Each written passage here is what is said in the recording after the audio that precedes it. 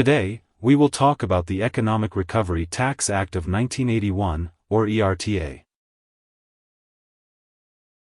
The Economic Recovery Tax Act of 1981 was the largest tax cut in U.S. history. Signed by President Ronald Reagan about 6 months after he took office, ERTA slashed the top income tax rate and allowed for faster expensing of depreciable assets.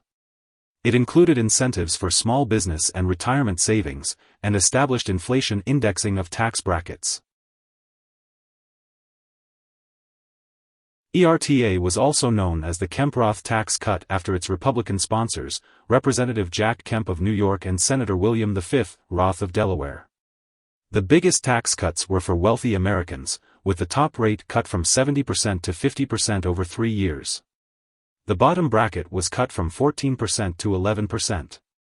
Besides tax cuts and accelerated depreciation deductions, other features of the legislation included easier rules for establishing employee stock ownership plans, expanded eligibility for individual retirement accounts, IRAs, a reduction in the capital gains tax from 28% to 20%, and a higher estate tax exemption. The indexing of tax brackets was a key provision given the era's double-digit annual inflation, which was pushing even lower and middle-class families into higher brackets. The bill was inspired by supply-side theories of economics advanced by economist and Reagan advisor Arthur Laffer. The basic idea was that cutting taxes on the wealthy would spur more capital investment and innovation, with the benefits trickling down to average citizens through job growth and increased consumer spending. In return, tax revenues would rise as the economy boomed. But ERTA did not immediately jumpstart the economy as proponents expected. Business capital investment remained anemic, unemployment stayed high, and consumer spending did not increase.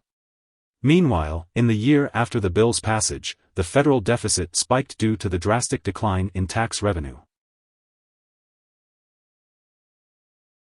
By the time ERTA became law, the second half of the double-dip recession was beginning in the U.S., partly because Federal Reserve Chair Paul Volcker was determined to quash inflation, with the benchmark interest rate as high as 20%. With the economy tanking and tax revenue sinking, the U.S. deficit began to soar.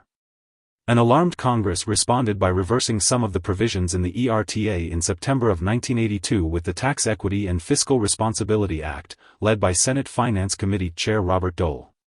Recovery began almost immediately. The ERTA remains controversial. Growth did rebound in the mid and late 1980s, and proponents cited the tax cuts as the reason why. Although it is unlikely to be the final word, in 2012 the Nonpartisan Congressional Research Service analyzed tax rates and their economic effects from 1940 to 2010 and concluded that lowering top tax rates has no effect on economic growth or productivity, but does contribute to greater wealth inequality.